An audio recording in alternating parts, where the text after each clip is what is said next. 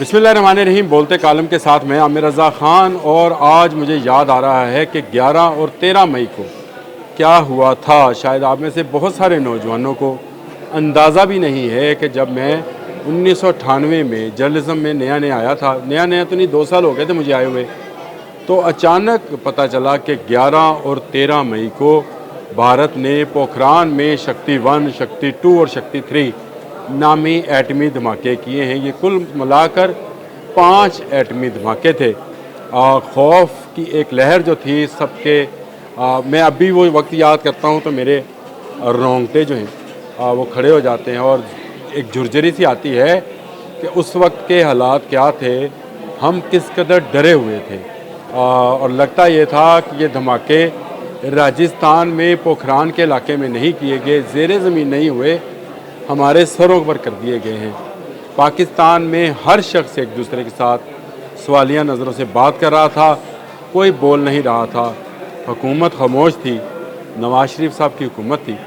इस दौरान 14 मई को मुझे बाहर से हमारे एक अजीज़ का फ़ोन आता है। उन्होंने जो बात कही वो सुनने लायक थी। उन्होंने कहा कि जब से धमाके किए हैं यहाँ पर मौजूद भारतीय हमें देखकर गालियां निकालते हैं कि अब पाकिस्तान आज गया या कल गया।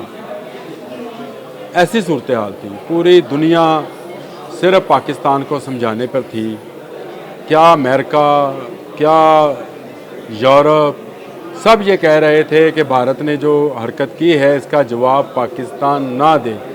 बिल क्लिंटन साहब थे उस वक्त अमेरिकन सदर, और उन्होंने बेशुमार मरतबा नहीं 5 मरतबा फ़ोन किया। चले मैं बेशुमार का लफ्ज़ इसलिए इस्तेमाल नहीं करता, तादाद मुझे पता है।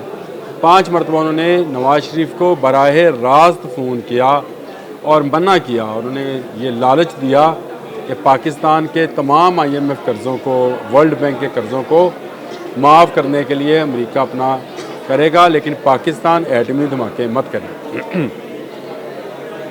ये धमाके जो पाकिस्तान ने किए, जो आज की डेट में आप ये मेरा प्रोग्राम देख रहे हैं, 28 मई को जाकर किए, लेकिन उससे पहले जो कुछ हुआ वो बड़ा तरीही है और उसके बारे में कोई कुछ नहीं बताता है। हुआ ये कि सऊदी अरब से एक वफ़द आया जिसकी क़यादत उस वहाँ के प्रिंस कर रहे थे और उनकी प्रिंसेस साथ थी। अरब ममालिक में अगर आपका शाही ख़ानदान का शख्स अपनी बेगमात को साथ लेकर, अपने हरम को साथ लेकर आता है, उसका मतलब बहुत बड़ा मतलब होता है कि उसको इनकार नहीं करना, वो अपना घर भर साथ लेके आया है। ये बातें मुझे मुबशरा बाजवा ने बताई, जो कि उन दिनों में उन ख़वातीन की टेक केयर पे मामूर थी, सरकारी अफसर थी। बाद में वो खैर PCB में आई तो वहीं पर मेरी उनसे मुलाकात हुई तो उन्होंने कहा कि गवर्नर ऑफ लाहौर में अरब शहजादे ने नवाज शरीफ को गले लगा कर रोना शुरू कर दिया और कहा कि mister Nawaz Sharif, only you can do this, please do this. The whole Muslim world wants nuclear, wants to C a nuclear state like Pakistan, please do it. और उसके बाद नवाज शरीफ ने वो फ़ैसला किया। चलें आप ये कह लें, नवाज शरीफ ने, उस वक्त की फ़ौजी क़यादत ने, साइंसदानों ने वो फ़ैसला किया जिसने आगे चलकर पाकिस्तान को हमेशा हमेशा के लिए भारत से महफूज बना दिया। ये जो हमने 10 और 11 मई को जंग जीती है, ये सिर्फ इसलिए जीत ली कि हमारे पास भी एटमी क़ुव्वत थी और भारत से बेहतर थी।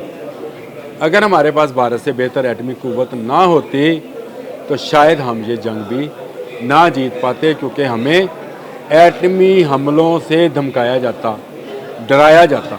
लेकिन पता था कि वहाँ से गोली आएगी तो इधर से अल नसर ही आएगा एटमी वेपन्स लेकर, जो कि भारत से ज़्यादा सोफिस्टिकेटेड मोबाइल और मिसाइल है और भारत से ज़्यादा सोफिस्टिकेटेड और वेपन्स भी जो हैं पाकिस्तान के पास मौजूद हैं। इसी ने इस जंग को बढ़ने नहीं दिया। डोनाल्ड ट्रंप बीच में कूद पड़ा, उसने भारत को माफ़ी दिलवा दी कि माफ़ कर दो, इससे गलती हो गई थी, आइंदा नहीं करेगा। लेकिन भारत शरारती बच्चा है, आइंदा भी करेगा। मेरे आज का वीडियो का मकसद आपको 28 मई के उस हसासियत का बताना था जिसमें हमने ये धमाके किए थे। अगर हम चागी के मुकाम पर पहाड़ों के अंदर, वैसे बाय द वे دنیا مانتی ہے کہ جنہوں نے سمندر کے اندر کیا انہوں نے سمندر میں ظلم کیا، جنہوں نے زمین زیر زمین کیا جیسے بھارت نے کیا، انہوں نے زیر زمین چیزوں کو جو ہے وہ زہریلا کیا، لیکن سب سے محفوظ پاکستانیوں نے کیا، جنہوں نے چاغی کے پہاڑ کے اندر پتھروں کے درمیان میں رکھ کر 1 نہیں 2 نہیں 3 نہیں 4 نہیں 5 نہیں 6 ایٹمی دھماکے کیے۔ اور یہ ایٹمی دھماکے کیسے کیے گئے، امریکہ کی نظروں سے کیسے اوجھل رکھا گیا، کیسے وہاں پر نیوکلیر راڈز پہنچائے گئے، کیسے وہ بٹن پہنچایا گیا، یہ ایک لمبی کہانی ہے جس پر مجھے ابھی نہیں جانا ہے۔ مجھے آپ کو یہ بتانا ہے کہ ہمیں موازنہ کرنا پڑے گا کہ اس وقت بھی بھارت اور پاکستان کے ایٹمی جو پروگرام ہے اس میں کیا ہے۔ تو میں نے یہ موازنہ جب کیا لکھا تو اس کے مطابق پاکستان نے 28 اور 30 مئی کو 6 دھماکے کیے تھے، بھارت نے 11 اور 13 مئی کو 5 دھماکے کیے تھے۔ ایٹمی ہتھیاروں کا تخمینہ پاکستان کے پاس 180 سے زائد نیوکلیر وار ہیڈ ہیں، جبکہ بھارت کے پاس 170 کے قریب نیوکلیر وار ہیڈ ہیں، 160 سے 170 کے درمیان نیوکلیر وار ہیڈ ہیں۔ اور اگر فوجی ڈاکٹرائن کا مطالعہ کیا جائے تو پاکستان کی ڈاکٹرائن پہلے حملہ کرنے کی ہے، یعنی اس کو لکھا یہ گیا ہے فرسٹ یوز ایمبیگوٹی، یعنی پاکستان اس سے پہلے کہ اس پر حملہ کیا جائے وہ حملہ کر دے گا، جبکہ بھارت میں نو فرسٹ یوز کی پالیسی جو ہے اس کو اپنایا گیا ہے۔ پاکستان کے پاس جو میزائل ہیں جو ایٹمی وار ہیڈ لے جا سکتے ہیں، غوری، شاہین، عبدالی، نصر اور اب فتح بھی آ گیا ہے۔ اس کے علاوہ بابر ہے جو ہم سب میرین سے اور اپنے بحری جہازوں سے لانچ کر سکتے ہیں، یہ بھی ایٹمی وار ہیڈ لے جانے کی صلاحیت رکھتا ہے۔ اور ہمارے پاس اس وقت J-10C ہے جس میں ہم ایٹمی میزائل جو ہیں ان کو لے جایا جا سکتا ہے، اور F-16 موجود ہے، J-35 کے آرڈر ہم کر چکے ہیں، اگلے سال کے شروع میں یہ ہمارے پاس آ جائیں گے۔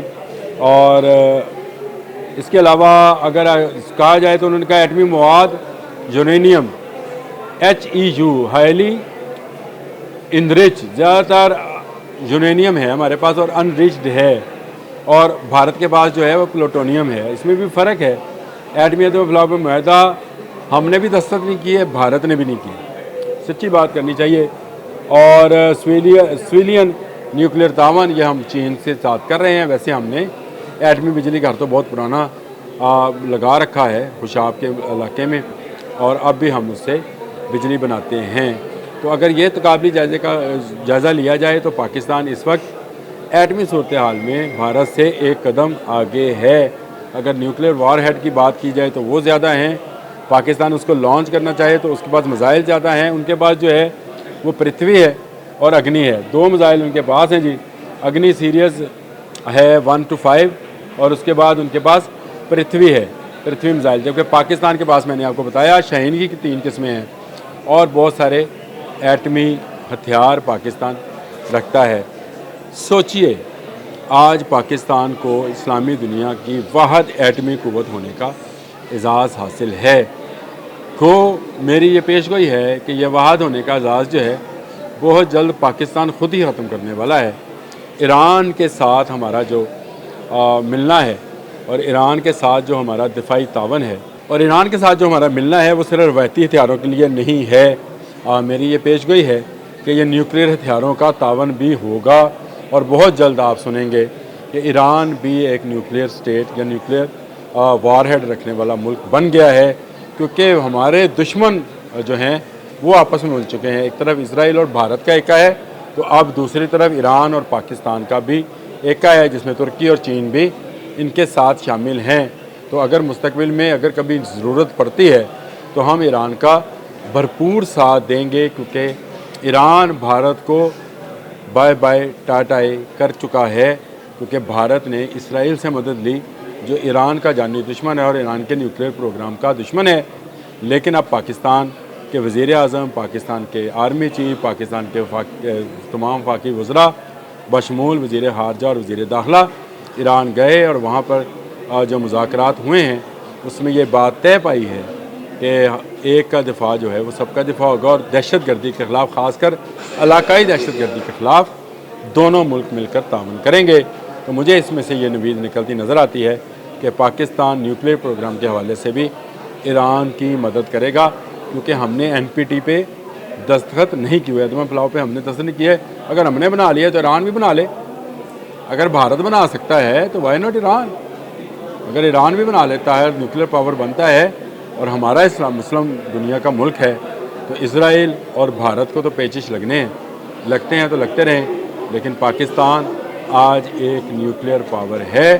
آپ سب لوگوں کو مبارک ہو کہ اسی نیوکلیئر پاور ہونے کی سٹیمپ نے ہمیں بچا رکھا ہے۔ اب تک کے لیے اتنا ہی۔